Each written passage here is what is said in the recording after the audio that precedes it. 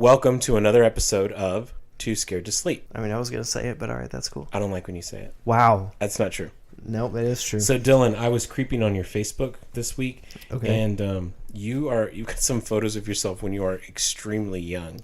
Don't. Like the hair, like your blue hair that's at the bottom of your Jesus hair right now. When it was at the top. I mean, it's like, wow, that's a lot of progression right there. Yeah. And the stuff that you saw there, all that's gone. Like that grew out and then I cut it off. Or like I was cutting it as it was growing out. And then I had to re-dye or re-bleach and re-dye to get the tips blue. Well, if you creep on my Facebook, I don't want to. The hair that was there is also gone, but it's gone forever. Disgusting. I can't imagine you with hair. It's a gross thought. Is it? It's like a thumb, but with a toupee. That's what I envision. One of these days, they're going to invent a cure for male pattern baldness. I hope it's after you die. Thank you so much for that. Honestly, I've thought about that. Like, if I could have it, if I could have hair back, I would not want it back. What's the point? I'm already comfortable and used to not having hair and not getting haircuts. And we already have one character on this series with the sexy hair. That's right. Who is that again? Just Annabelle. Checking. That's right. Annabelle. Anyway, we hope that you've listened to your other episodes. Oh, that's what I was going to say. This is the one. Episode 4. This is where we catch our stride. This is where we get good. Yeah, I hope so. I certainly hope so. If you were listening to episode 3 and you think, man, episode 3 was shit. It was shit. My topic is much more researched. Good. I've brought my A game on this one. I'm excited because you've been hyping up your topic all week. It's so depressing. It's so dark. I'm so excited. So excited. Anything else going on in your life that we should talk about? Oh, I watched Hereditary. Yeah, and I rewatched it. Per your recommendation. Oh, it's so good. It is. I'm going to have to watch it again because there's so much that goes on in that movie. Oh, I know. From the start that I just want to rewatch it. But it's so scary. Oh my God, it's so scary. If you've already watched it, then great. If you haven't watched it, then you should have already watched it and I'm fine spoiling it for you.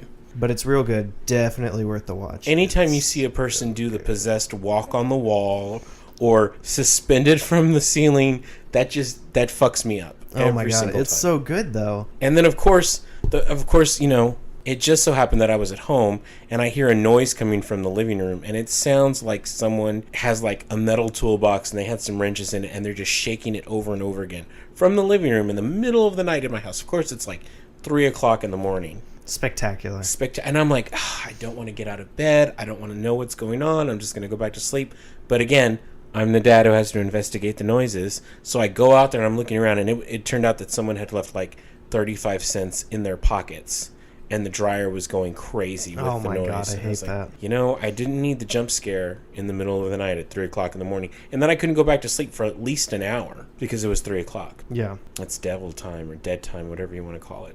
That's prime time witching hour, baby. But it's all your fault because you made me watch Hereditary. But do you regret it? No, I don't. It's very good. You're goddamn right. But I will say this. If you're going to make a movie like that, there is so much about the demonology in that movie that is real. I know. It's so good. You should not put that in a movie. No, you absolutely should. No, you should not. Because the demon does not know that you're pretending to conjure it. Imagine if you're giving out those spells and you're actually conjuring that thing and it shows up. It's like The Exorcist. Exactly. You know how haunted the set of The Exorcist was? Exactly. That's exactly what I was thinking. You should not mess with that sort of thing. I think you should. You don't need to be opening doors like that. You do not need to be messing with things you don't understand. It's just too much. It's not enough. Has science gone too far or not far enough? Don't you wish that evil on me, Ricky Bobby? Anyway, Hereditary's great. Our lives are okay. We're going to go see The Predator this weekend. We are, and I'm excited. Hopefully it's not shit. It's not going to be. It wasn't written by Joss Whedon and directed by Zack Snyder, so it'll probably be good. That's right. Just going to throw that out there. Okay. We just watched Justice League again, actually. I just watched Justice League. And I enjoy that movie, but the Joss Whedon reshoots are so noticeable and ugly, and it makes me so mad. Absolutely. Annabelle's nodding in agreement. I don't understand. Like, the first time we see Barry Allen, he seems like a normal kid, kind of awkward teenager. But then they reshot it with Joss Whedon, and he comes off with somebody with Asperger's. Yeah, and all the green screen in his reshoots are so ugly and so obvious. Like the Aquaman one.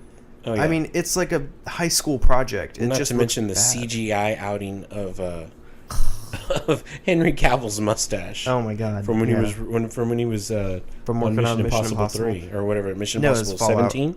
Are we on the 17th Mission Impossible by now? 84. Who knows? Exactly. But yeah, I hashtag release the Snyder Cut. I want to see the Zack Snyder's cut of Never gonna Justice release League. It probably won't, but I can hope. It'll never show up. All right. Anyway. Start with your topic. Oh, My so topic is so depressing. Okay, so we have to save the best for last. Oh, we have to save Is it. that what I'm you're sorry. saying? I'm sorry. I'll Wow. go first next time. Uh-huh. You got to go first. Okay. Let's hear it.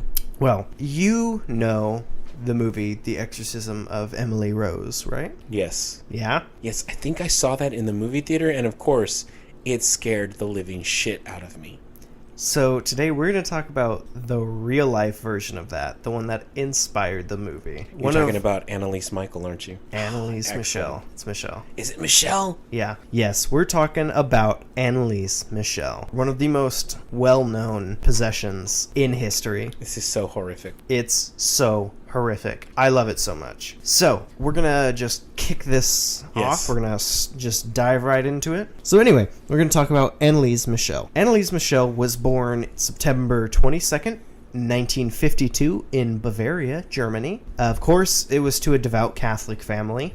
Thanks a lot, Catholics. Thanks a lot, Catholics. So, by the age of 16, she had her first seizure and was diagnosed with grand mal epilepsy. She had a couple other seizures throughout her life. Shortly after she had her first one, she began to experience demonic hallucinations and voices in her head that were saying that she was damned to hell. So that's got to do wonders on a teenage girl's psyche, I'm sure. In the wake of the horrible hallucinations, she began showing increasingly more disturbing signs of, just weird shit hippity happening, including an aversion to religious artifacts, which is bad news bears for a Catholic girl.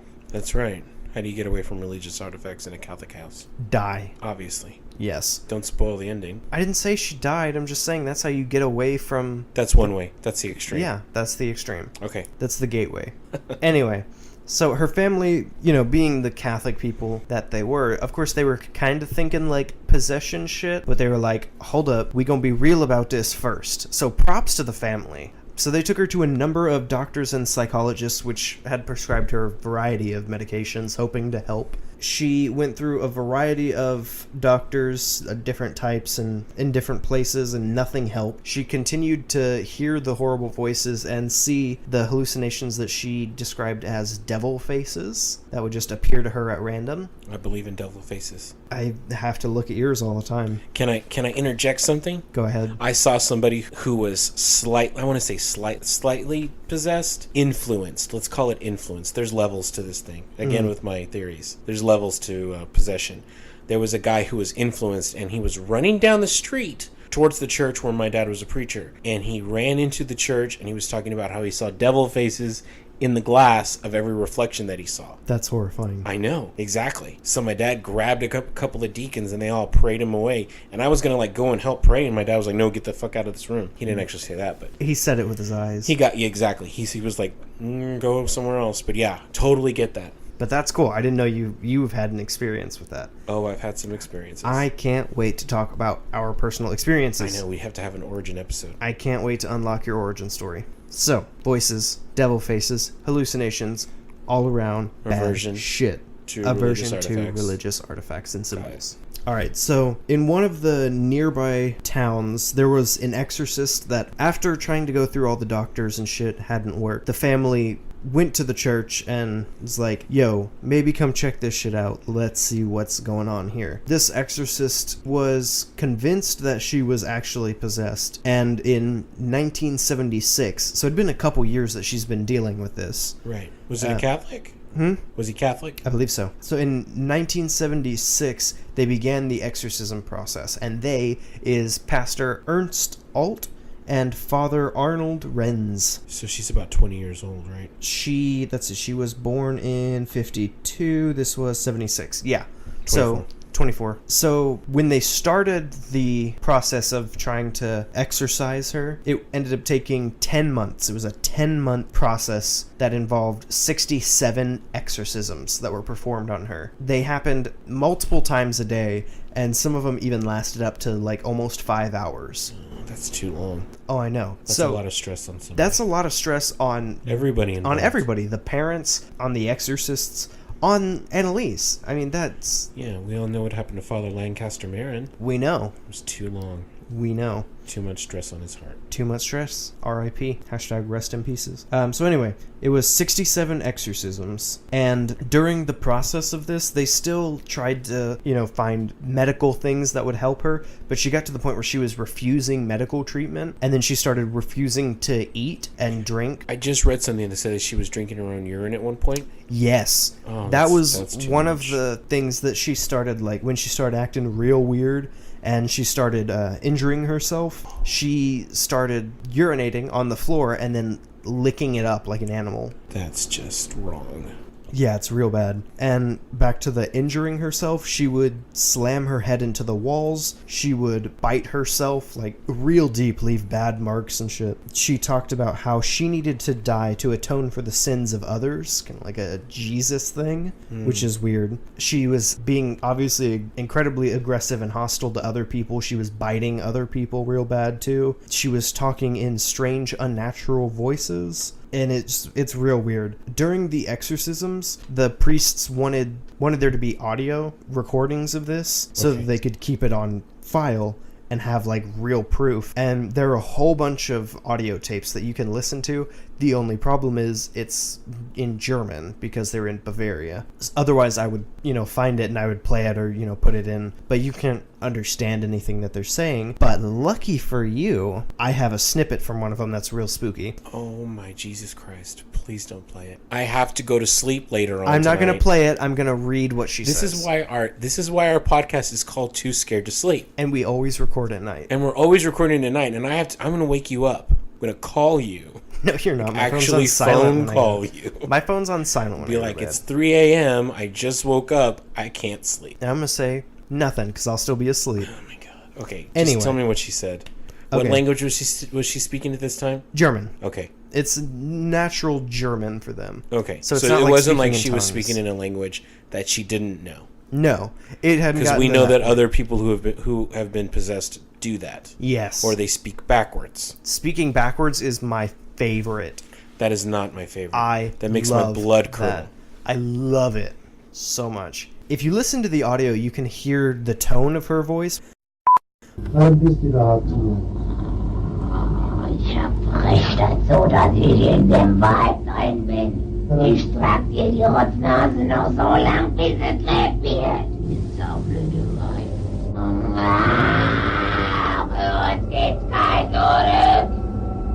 Nee! In alle Ewigkeit!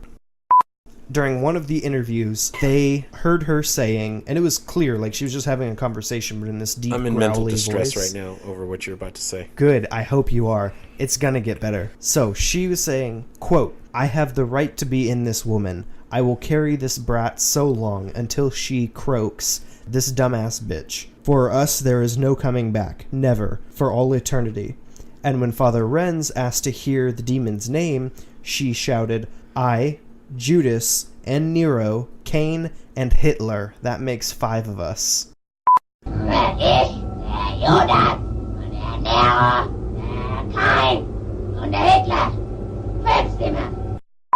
There were 5 demons that said that, or entities, that said that they were in there. But then later, they claimed that there was a 6th one that had entered. This 6th one was Valentin Fleischmann. Fleischmann was a priest from the 1500s who was excommunicated from the church due to, quote, bad behavior. What kind of bad behavior? I don't know. Oh, That's for you to just find out. So ambiguous, it's scary. So ambiguous and scary. But here's where the real creepy stuff comes in.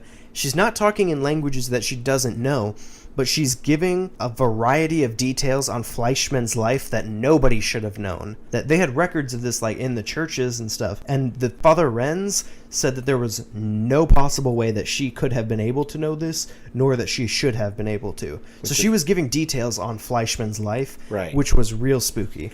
And of course, that's another hallmark of actual demonic possession is the preternatural knowledge. The preternatural knowledge. So she is saying that there is Valentin Fleischmann, Judas, Nero, Cain, Hitler, and then the one that just says I. Oh, God. Yeah. All right. That's just the hardest. This went on for, like I said, 10 months of just this poor girl being Tormented. Yeah, that's the best Did way she to say ever it. come out of it? No. So she was always just... She was always in that state. And she was, like I said, refusing to eat, refusing to drink. She was in her 20s, an average build. And by the time all this was over, she weighed 60 pounds.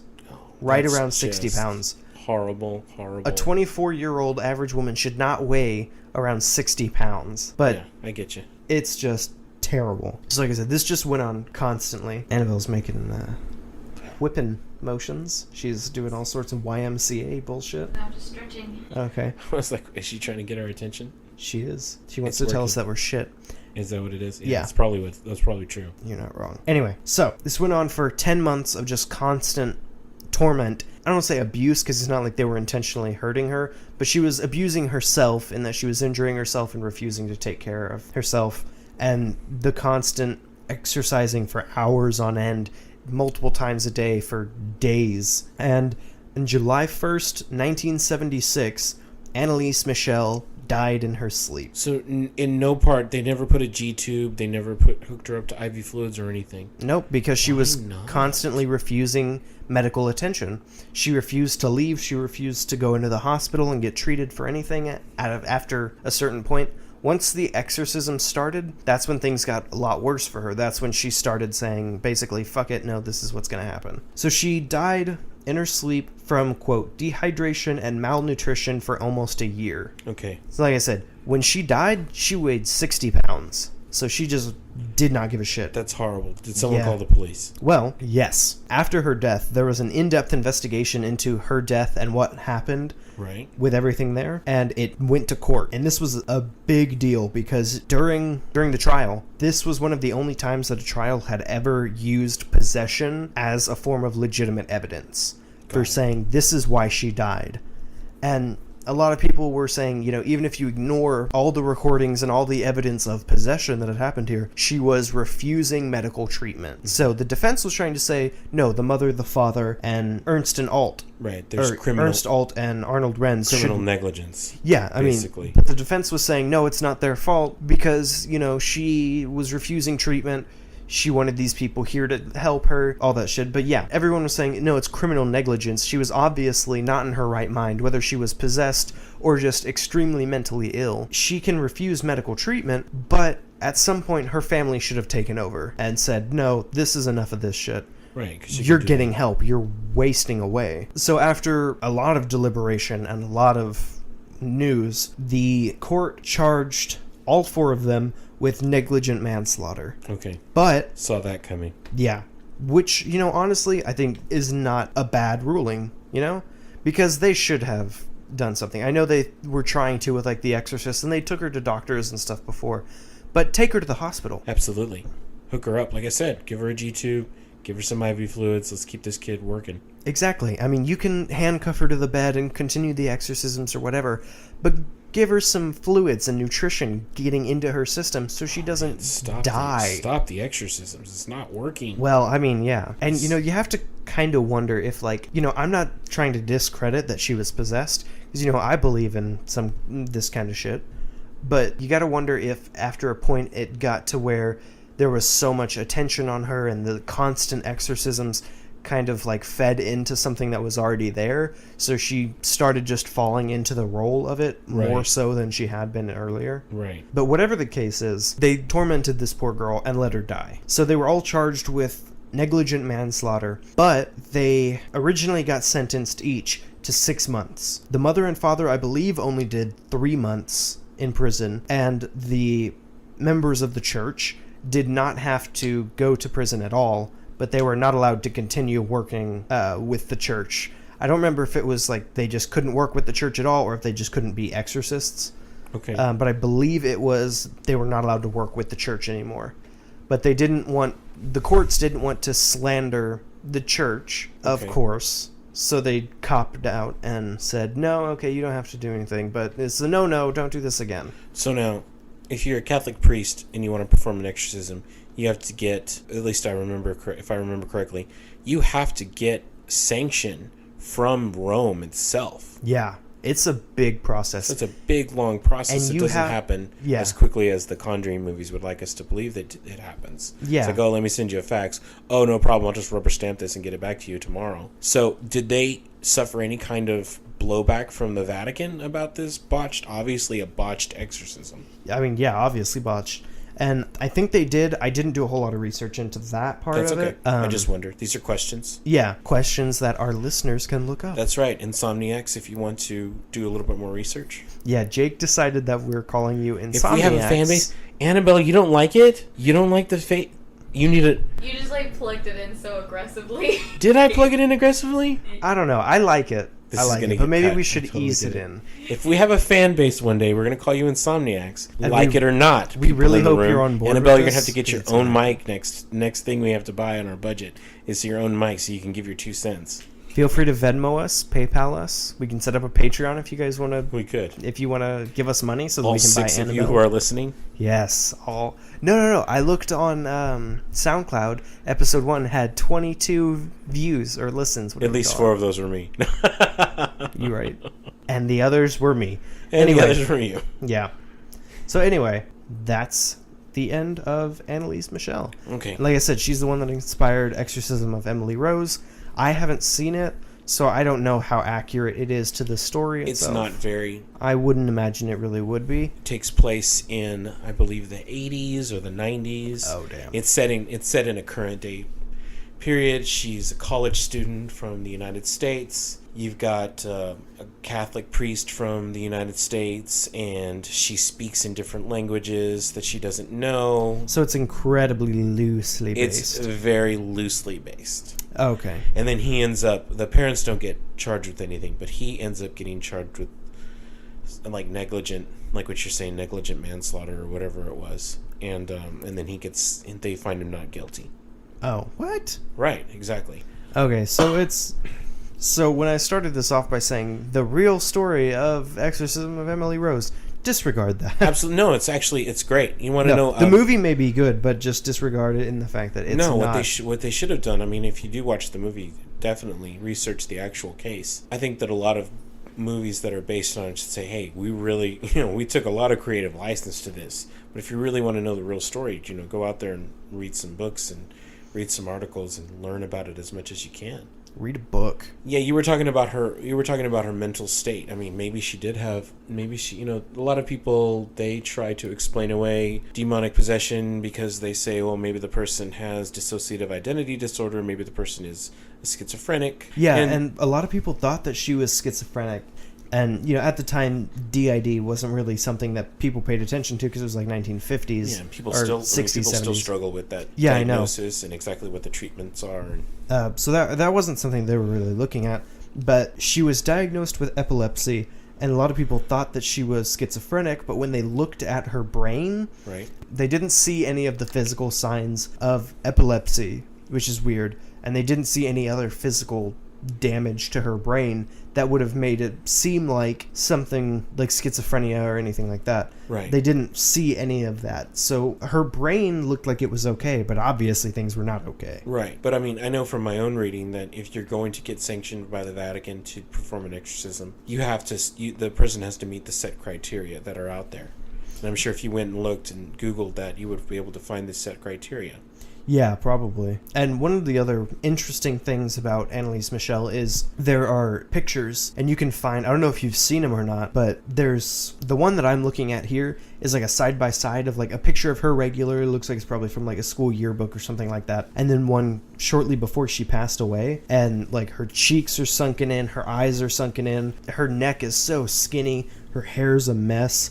And you can see, like, it looks like her nose has been probably broken or something just from, like, hitting her head on shit. Horrible. Her teeth are all jagged and kind of mangled. You have to turn it around so I can see Oh, it. I will. Let me see. Her lips are, like, busted and bloody. It's just real rough. Give me a second. Horrible. The kind of thing you would see if somebody had been locked up in a room somewhere. Right. Yeah. Basically. Yeah. If somebody had been locked up in a room and had exorcisms performed on them for 10 months with no end.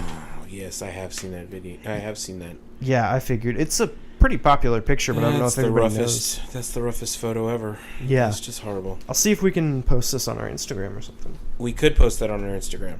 We could. We probably should. We will. Anyway, so that was Anneliese Michel. Here's something funny. Okay, so I have Oh, multiple good transition. brothers. I have multiple brothers. I have an older brother who does not believe in the occult. He does not believe in exorcisms. He does not believe in hauntings at all. Isn't your entire family haunted as fuck? Exactly. I mean, with all of the things that we experienced and he experienced, he's 4 years older than I am, so you would think that he would remember some of those things. He doesn't believe in any of it. That's wild. He does. It's just the strangest thing. I don't know how a person could have the same upbringing that I have and see the same things that we've seen and experienced, and he doesn't believe in it all. And we saw some creepy shit growing up. Maybe you're a medium. Maybe And not. maybe you're more susceptible. Maybe so. Maybe I hope he didn't not. see it. I don't need that in my life. Don't wish that evil on me, Ricky Bobby. I need that Don't evil you in wish my that life. evil on me. No, because the last thing I want to do is for us to go on a paranormal ghost tour and I see some shadow person in the corner that no one else sees. And then that shadow person looks at me like they know that I'm there. I'm like, no thank you.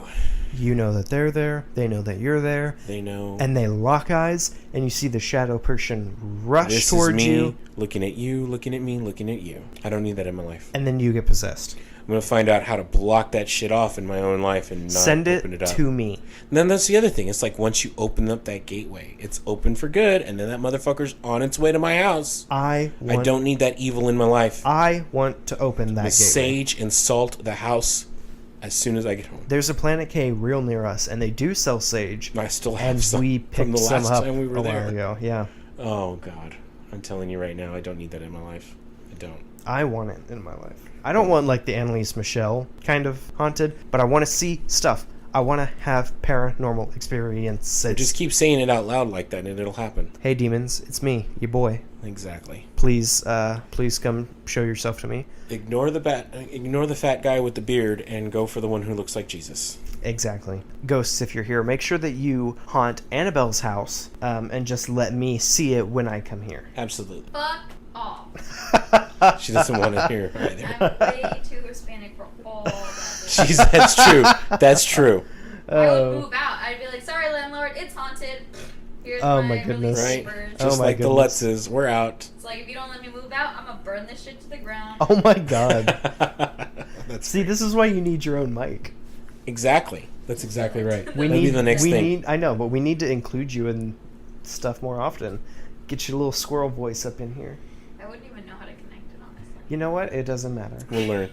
You're just gonna have to cuddle with us. Okay, are you ready for my topic? I was born ready. You've been I hyping hyped it up. this thing up for what, a whole week now? Yes, you have been. I've been So patiently dark. waiting. It is so dark. It's going to leave you feeling so gross. I can't wait to feel gross. Okay, we are going to talk about the abduction of Adam Walsh. Ooh, I know the name, but I don't know anything about what's going on. Okay, well, Adam Walsh was born a couple of years before me, but when I was growing up, my parents would tell us an abridged and mostly inaccurate version of his abduction as a cautionary tale for why not to walk away from them when we were going in stores. Oh, Because there were multiples of me, and so it was very hard to keep track. yeah. And I little don't know why they posse just in didn't. there. They should have just. Well, at some point they just started leaving us at home, No, yeah. which was the smart thing to do. Tie you up on ropes and tie you to the shed. Don't answer the phone. Don't answer the door. Stay inside. Don't start any fires. Your brother is in charge, and he was a tyrant. Anyway, back to Adam Walsh. Adam Walsh was born in 1974, November 14th. He lived in Hollywood, Florida, with his parents, John and Reve Walsh. He was their only begotten son at the time. So when he's 6 years old in 1981, July 27th, Adam goes with his mom, Reve, to Sears. The Sears in the mall in Hollywood, Florida. All His the bad mom- shit happens at Yes. Sears. His mom was there to look for a lamp that was on sale. Fucking coupons, man. Fucking I'm coupons. telling you. Retail as hell. He wanted to stay in a certain section of the Sears where they had an Atari system set up. So his mom Right. told him, "Stay here," and he said, "Okay, I know where the lamp section is, mommy." That's the last thing she ever heard him say to him. Damn. I know. It gets real fucking dark after this. She comes back a couple of minutes later because the goddamn lamp is out of stock and the little boy's gone. She walks around the mall. She walks around Sears. She walks around for about 90 minutes. Never find him. They paged him over the speaker. They looked and looked and looked. They finally called the Hollywood police around 2 o'clock that day. Now, John Walsh gets called to the scene, his dad, John Walsh. Everybody knows who John Walsh is. I forgot to say that. Because of America's Most Wanted. America's Most Wanted came across years after that. It's the show where they would highlight criminals who were on the run, criminals who had past history, and then they would say, well, if anybody's got a tip for us, find this person. Help us to find this person. Help us to catch this fugitive. Help us to catch this missing child. They would do that on America's Most Wanted. But at this point in their time, John Walsh was a hotel developer. And that's all he did. If you look up a photo of Adam Walsh, the little boy, he is just the cutest little 6-year-old all-American kid that you'll ever see. There's one particular photo that they used for his missing posters of him in his little Little League uniform. He's just so cute with the missing two front teeth. It's horrible. Makes it even more tragic what happened to him. So, nothing. They could not find him. They do a search. 2 weeks after his disappearance, here it goes. Adam's severed head was found. Oh, Jesus. By 2 fishermen in a drainage canal about 130 miles away from Hollywood, Florida. Now, that happens on August 10th. On August 11th, they matched his dental records. John and Reve had appeared on Good Morning America talking about how they still wanted to try to find him. They were giving up a $100,000 reward. Okay, real quick, since you said they found his head, Annabelle's mouth has been wide open. She has been in shock. Yes. Jesus. And I just looked up a picture of him, and you're right. That's tragic. It's so tragic. They never found the rest of his body either. Oh, no. Right? Isn't it horrible, Annabelle? You didn't know anything about this because you're too young. I remember this. And like I said, my parents would say, don't walk away from us in the store because you don't want to end up like Adam Walsh. Oh my God. They only ever found his head. Out in his chair. Oh my God. That's what my parents would tell us. My parents, yeah. If you don't know, I mean, even though my parents were a pastor and his wife, there are a lot of instances where I say, yeah, that's my parents hated us, obviously, because of the things they used to say to us. And that was one of the things they would say to us. Don't walk off because you don't want to end up like Adam Walsh. They only ever found his head. Oh my God. Well, your parents were also Catholic, right? No, they were not Catholic. They were Southern Baptist, which is worse than being Catholic. Oh. It is.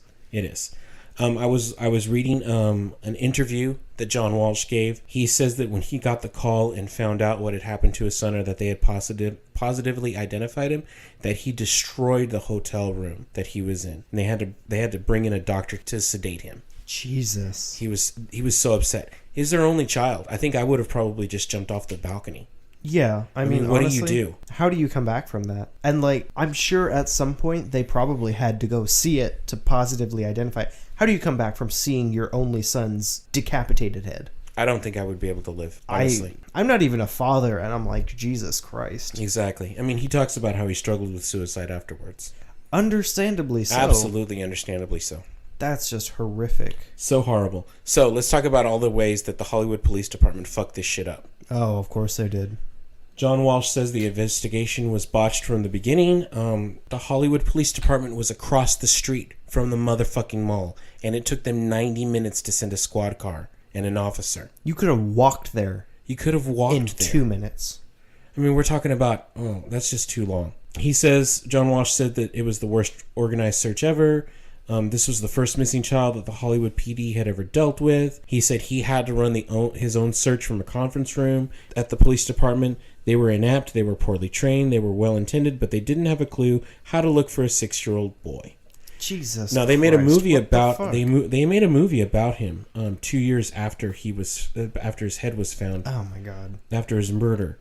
And in the movie, apparently there's a part there. I remember seeing it, but it's been so long that I don't remember this part. But there's a part in the movie where the Hollywood Police Department is shown as being better equipped to search for a stolen car than they were to search for a kidnapped child or a missing child. Jesus. And of course, this is back in the day when there was the whole 72-hour waiting period before you could report a missing person. Yeah. At the time, there was no national database for missing children. There was no sex offender registry. There was no Amber Alert. There were no cell phones. Yeah, so it's a lot harder to absolutely pick up on that kind of thing. And at the same time, it's just as easy to snatch a kid now than it is then. And if you really want to be that kind of evil. Please don't be that kind of evil. When Walsh and his business... Oh, yeah, for sure. When John Walsh and his business partners made the missing child posters, it was the first time it had ever been done in that part of the area. And something that's horrible, and this was in one of the interviews that I saw about the case, what they never found out until 15 years later was that a 17-year-old female security guard had broken up a fight about whose turn it was next on the Atari system, and she had made all of the children, whether they were with their parents or not with the parents, because there was a group of teenagers there, and he's 6 years old at the time. Yeah. He's not with those other kids, but she made them leave the mall. She made them leave outside of an exit. And what they think is that he was just too timid to talk about it, to tell people, no, my mom's over there, that he just went outside, and then he's out there in the parking lot by himself. Not the same entrance that he was at when he came in with his mom. Oh my fucking God. So scary. Just so goddamn scary. I really wish you guys could see Annabelle's reactions, because Yes. it perfectly sums up how you should be reacting to this. Now, keep in mind, they didn't find out about that, according to this interview, until 15 years later, because the manager of the Sears, the director of security, told the guard not to admit it because they were afraid of a lawsuit. Oh my God. Now, I was looking up old newspaper articles, and in 1983, the Walshes sued the Sears department store because of this negligence. Good. Rightfully so. Yeah, as they should have. It's just so scary. There's so much. Oh my God. The 1983 film talks about how, like I said, the police department, the Justice Department, the FBI, they were criticized because they had a better network of trying to find a missing car than they did a child. They didn't want to take it seriously because there was no ransom note. There was no concrete proof of a kidnapping. It's just horrible. That's ridiculous. So, he died, of course. And at the point the movie came out in 1983, it was still unsolved as to where it was. They had no solid leads. They had no solid evidence. They had some random suspects, but none. They made family friends, and they made John Walsh and his wife, Reve, do polygraph tests. They came back negative. They didn't know anything about their missing child. They didn't know anything that would help them. Now, at the end of the 1983 film, a series of missing children's photographs and descriptions were displayed on the screen for viewers. A number was given to call if the viewer had information about these other missing children. That's heartbreaking. Yeah, I mean, that's heartbreaking, but that's a good fucking move. And every time that they would film, every time they would post that, they would have people call in and say, yes, I know where that missing child is. And so it helped. Spectacular. It helped. So that's what happened. That's part of it, and I'll get to it in a minute. Part of how John Walsh and his wife rebounded from this terrible, horrible tragedy was they channeled it. They channeled it into something good. But let's talk about who killed Adam Walsh. Let's. After a couple of years, one of the prime suspects came out, and his name was Otis Toole. Now, Otis looks like Otis, but it has two T's, so everybody says Otis Toole. He was a serial killer who was convicted of 6 counts of murder, and he died in prison in 1996. He was born and raised in Florida. According to himself, according to what he talked about his childhood, his childhood was abusive. His mother would put him in girls' clothing. He frequently ran away from home, slept in abandoned houses. He was a serial arsonist from a young age, and reported and told everybody that he was sexually aroused by the fire. He also Spectacular. I know, right? Another one of those McDonald's triad points. He claimed to have been a male prostitute at some point. He became obsessed with gay pornography. He reported that he committed his first murder at age 14. This is all the same guy. Died in prison. Said that he committed his first murder at 14. He killed a traveling salesman who had propositioned him for sex. My God. Now, the problem with Otis Toole is that he confessed to the murder and then recanted from the murder multiple times while he was in prison. And he would say that it happened one way, and then he said that it happened a different way. And so they didn't, like I said, it's all just him saying it. There isn't any evidence for it. In October of 1983 was one of the first times that he confessed to it. He told police that he had... I'm just going to go ahead and start over again because this gets real dark. Okay, please. It gets real dark for the next 30 to 45 seconds. Yes. In October 1983, Mr. Toole told the police that he had abducted Adam from the mall.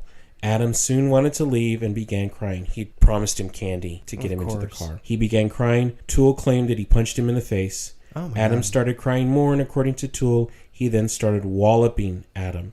He drove for about an hour to an isolated dirt road where he raped him for a couple of hours and then decapitated him and threw his head in the back of his car. Oh my God. He said that he forgot that it was there for a while, and then when he remembered that it was in the back of his car. He just dumped it. Just forget about a decapitated child. At one point, he said that he had burned his body, but of course he wouldn't tell anybody. At one point, he tried to extort money from the Walshes by saying, if you give me $100,000, I'll tell you where the rest of his body is. Jesus. Which is what just... a sick fucking move. That's just a total piece of shit move. Oh my God. It's so horrible. Serial killers love taking credit for their kills. Oh yeah. The problem was that Otis had, he confessed to hundreds of murders, and there was no way that he could have done all those same murders at the same time.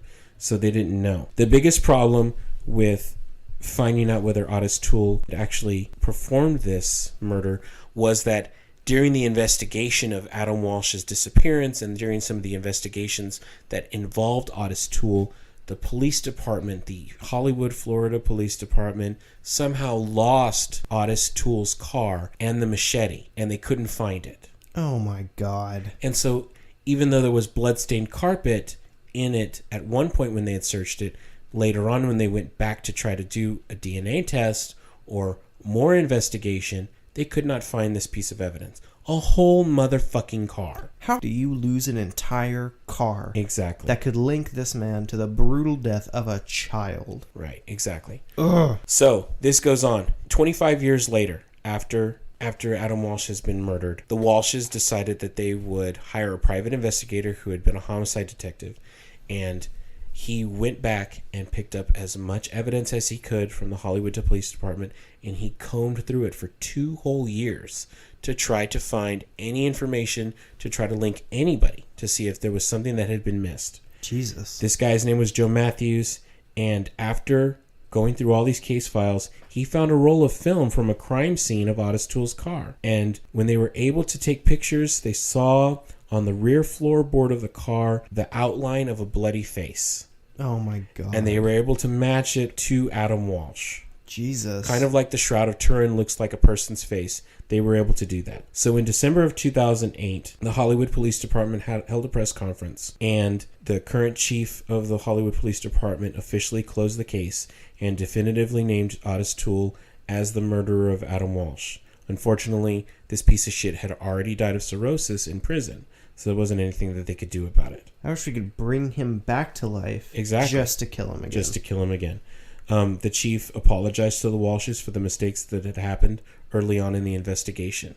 You mean the entirety of the investigation? The entirety of the investigation.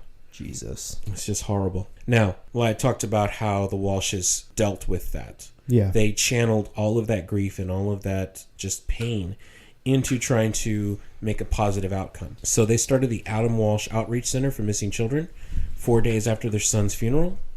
They lobbied for the Missing Children's Act, which was enacted in 1982, required entry of missing children data into the FBI's National Crime Information Center database. In 1984, John Walsh co-founded the federally funded National Center for Missing and Exploited Children, which of course we know what that is. That's a database of all the children that are missing.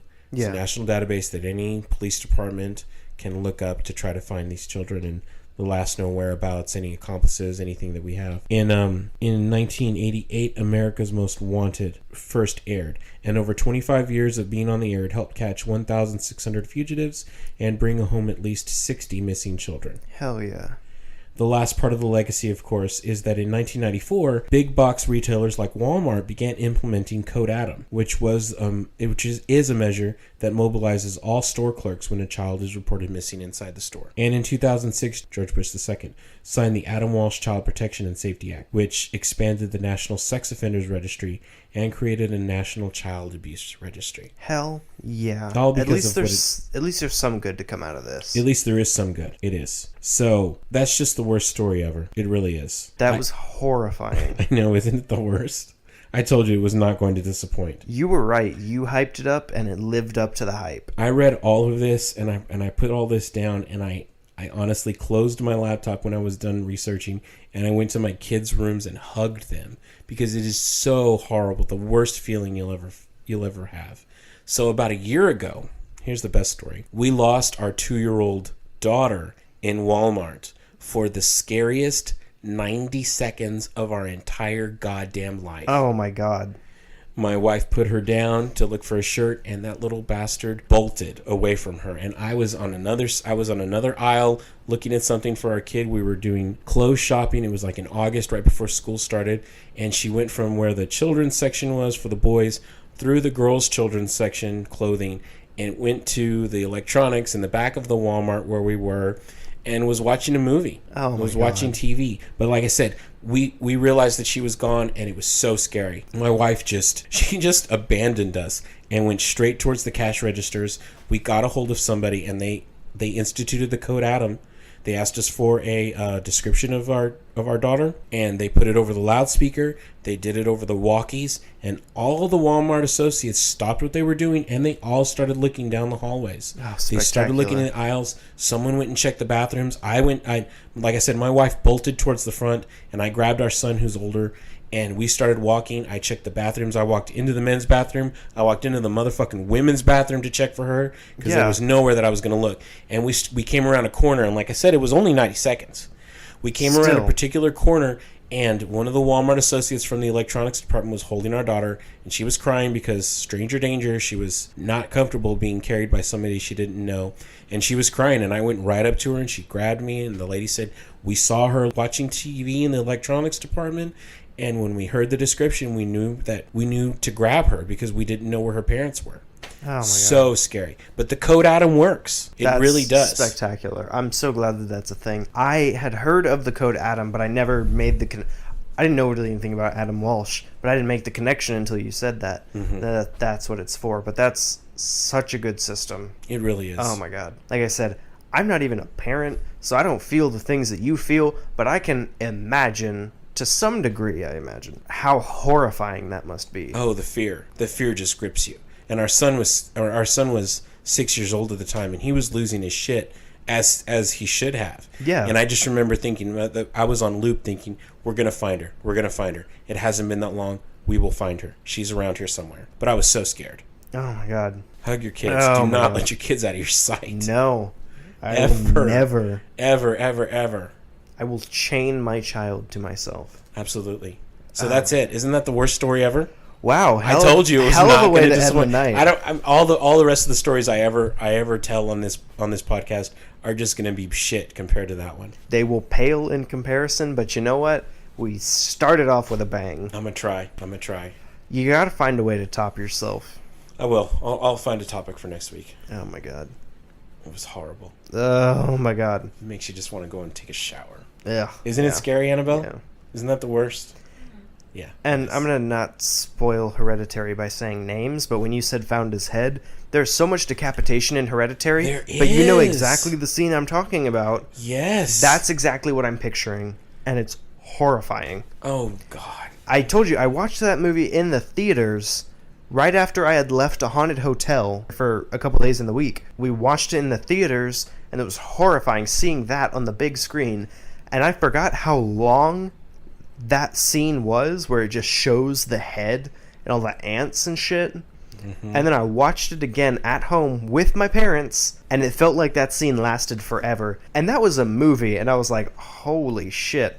Right. Can you... I would not ask you to imagine what that would be like for your children, but Thank you for that. that's just... Nightmare inducing. There's no way to come back from that. No, there that isn't. Even if you don't have to find the head, whoever found the head, that I feel image is bad going to for be them.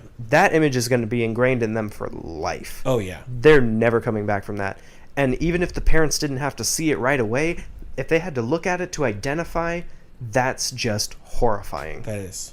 Oh my God, you did it. You got me. You got me spooked. I told you. Have fun trying to go to bed now. Oh, I don't know. I'll still sleep like a baby, but I'll feel bad. That you sleep so well. Yeah. Well, hopefully our listeners have trouble. I hope our Like I listeners do. have trouble. Like I do every goddamn Yeah. night.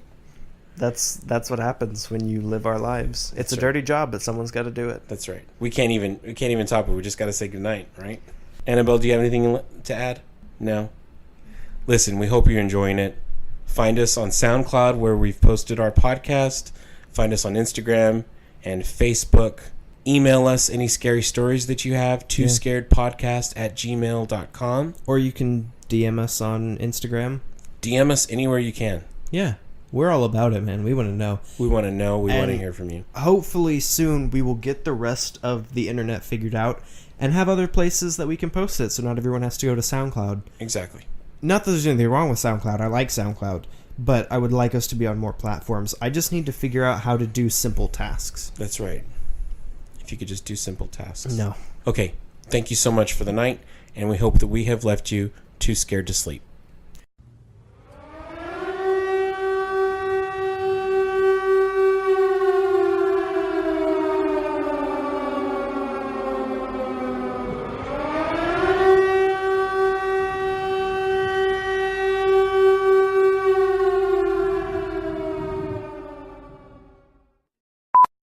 Here we go. Here we go. Here we go now. So Hi. what's the No, scenario? stop. Please stop. I love that song. I have Do to you edit not all love of that this song? out. I hope you don't edit it out. This is the outtake stuff. Okay, fine. This is This is the outtake good stuff. stuff. This is why the people are here. Exactly. I mean, that's the part I fast forwarded just to listen to. Well, that's because you're also a part of this. Is that what it is? 'Cause You I know think I'm what so we're funny. talking about. Is that right? I hope so. Maybe it's just because you hate me. I don't hate you. I like this. I like the stupid shit that we say at the end of the episode. You're right. It's like the mid-credits scene in a Marvel movie. Or a DC movie. Just blow me, Dylan. Blow me away. Never say that again. Now I'm just saying stuff just so it'll be in the cut at the end. Ugh, I hate this. Anyway, thanks for all the editing I have to do. What else Annabelle, do you have anything you want to add? No, she's always trying to tell us to wrap it up. She's always rushing us. You know what? Why don't we drag this out to be a 3-hour episode? What do you That's think? right. Let's talk just a little bit more let's just about. on the fly look up some other topics. Let's talk about everything that's wrong with Firefly. Don't you fucking dare. I love this. Are you ready? Don't you shut your mouth. Point number 1. I will jump I have a across 17-point treatise about this. I'm I kidding. will come across this living room and I will forcibly remove your teeth. Beep. We're just going to have to beep this out. All right. I'll boil your fucking teeth. I'm sure you will. Dylan, do you have anything else to add before we leave? You're a piece of shit. Thank you for that. Like I don't already hear that all the time at home. From your kids or your wife? Both. Equally. Spectacular. That's right.